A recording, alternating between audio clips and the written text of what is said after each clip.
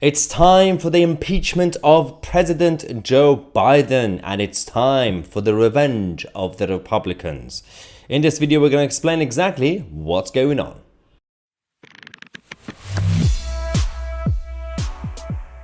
Hello beautiful freedom fighters, welcome back to the channel. In this video we're going to talk to you guys about the latest move from the Republicans in America against President Joe Biden. Sleepy Joe, Smelly Joe, Creepy Joe.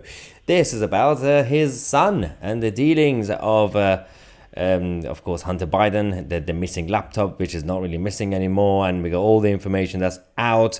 There's a lot of evidence. It's all about putting it together. We now have Kevin McCarthy, who is the Speaker of the House and a Republican, has said that I am directing our House committees to open a formal impeachment inquiry into President Joe Biden. We will go where the evidence takes us. Now, this is the key point, by the way, because firstly, the double standards when it comes to the liberal media and the liberal establishment, they are now having a massive outrage session because they're saying, oh, this is a political impeachment. How dare you make it about politics? Excuse me, what did you do with Donald J. Trump every week throughout his presidency? You kept doing failed impeachment attempts and everything else, and you were saying, oh, we have evidence that he's best friends with Vladimir Putin, he's best friends with Tousi, and this and that. And no, none of that was true. I wish I was my best friend. But none of that worked, and that was politically motivated. This is about finding the truth, because Hunter Biden, as the son of the president, has been doing a lot of dealings around the world, and we have new evidence emerging about Joe Biden's fake names in the email chains. Now we're going to talk about all that in this video, but first let's find out exactly what's going on, because one of the focuses is about, as they say, culture of corruption around the family. Now the idea that you can use your name as Hunter Biden to go to some very powerful people around the world and make them promises saying, you could potentially have access to my father, who's president, even if the access doesn't actually happen, that is still immoral and illegal. So that's one of the main issues, that they're trying to find loopholes to say, well, it didn't really happen. When you accept money for a promise, that is illegal. So this is actually interesting because Scott Perry and many others who tried to basically answer some questions from reporters, the mainstream media journalists tried to do gotcha, saying, do you have actually any evidence, Scott Perry? But Scott Perry, oh, he's very robust. He said this. Yes, ma'am. Can I just ask, what actual evidence do you have as opposed to allegations to show to the American public that would merit an actual impeachment inquiry of Joe Biden and prove that today isn't just about some of you? Oh, I don't know.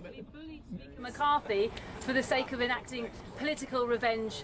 This isn't about political revenge. We have the bank accounts. We can see, ma'am, you can see that the homes that the Bidens own can't be afforded on a congressional or Senate salary. You also understand that it's not normal for family members to receive millions of dollars from overseas interests. Those things aren't normal. That's not normal to have 20 shell companies. These things are not normal, and it alludes to not only just widespread corruption, but money laundering, if not influence peddling itself. And we also have the vice president at the time on record saying that the prosecutor was fired. Well, son of a bitch, the prosecutor was fired, right? Because the prosecutor was going after the company that his son was working on. That's what we have. If you can't see that, if you are that blind, look, I'll turn it over to the attorneys. People can't see that. They think it's political revenge. It's because you don't report on it. No, you're not, We're reporting on it today. I'm not sure how you know what the American people think, but here's what they might wonder.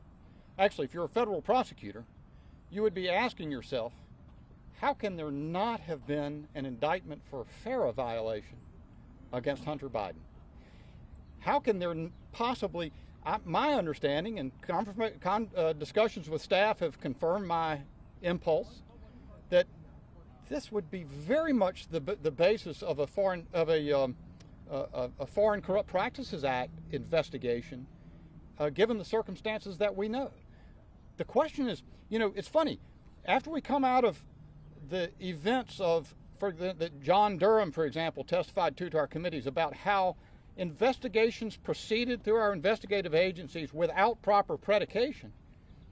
It's not that you have to prove the case. It's not that, you understand, to this point, there's not been a single subpoena to a Hunter Biden bank account or a Joe Biden bank account or any other Biden family member's bank account, because until an impeachment inquiry commences, that's not a jurisdictional possibility. Well, it would be stretching jurisdiction to do that. But there's ample predication at this point in time based on that very unusual set of circumstances, which is for no apparent payment for expertise or services rendered. Biden family members writ large received over $20 million. That we know of. It is very simple for someone just to insist there's an absence of evidence. Absolutely spot on. It's about asking certain questions, because one area about this is, at best, there could be questions about money laundering. At worst, it could be about political influence.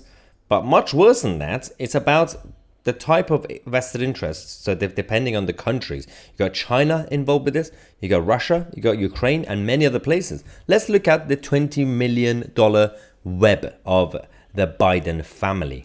$20 million. So $8.1 million from China they've received. $3.5 million they're from Russia. They also got 3.1 million from Romania, 6.5 million from Ukraine, Burisma, obviously the company, and $142,000 from Kazakhstan. And again, there's about the details of all this as well. Hunter Biden's staggering $20 million haul from Kazakhs and Chinese, Russians, Romanians, and Ukrainians revealed in the new bank records. And we have some of the information about the timings of this as well.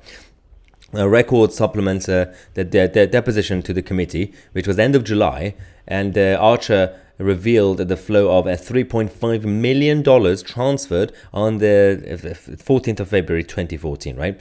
So actually, yeah, in February. So this was from a Russian billionaire and a former Moscow first lady. Now, this was to Archer and Hunter Biden and the controlled entity they had. So that's one area that was about the Russian money.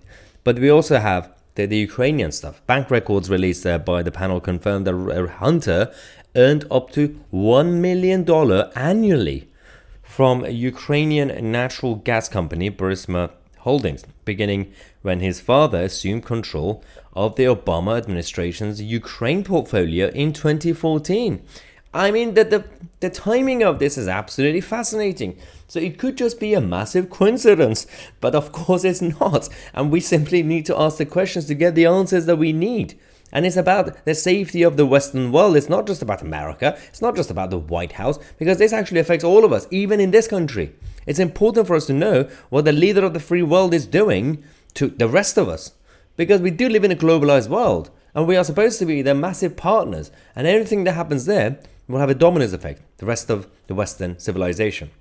The National Archives has 5,400 Biden emails in which he uses fake names to dish government information to Hunter and others as a vice president when he was the VP to Barack Hussein Obama. And we will find out more information about this. The Republicans are making a move to investigate this and potential impeachment to be triggered. We'll find out what's going to happen within the next few months. It's going to be an absolutely fascinating presidential election, by the way, which we will be covering on this channel as usual.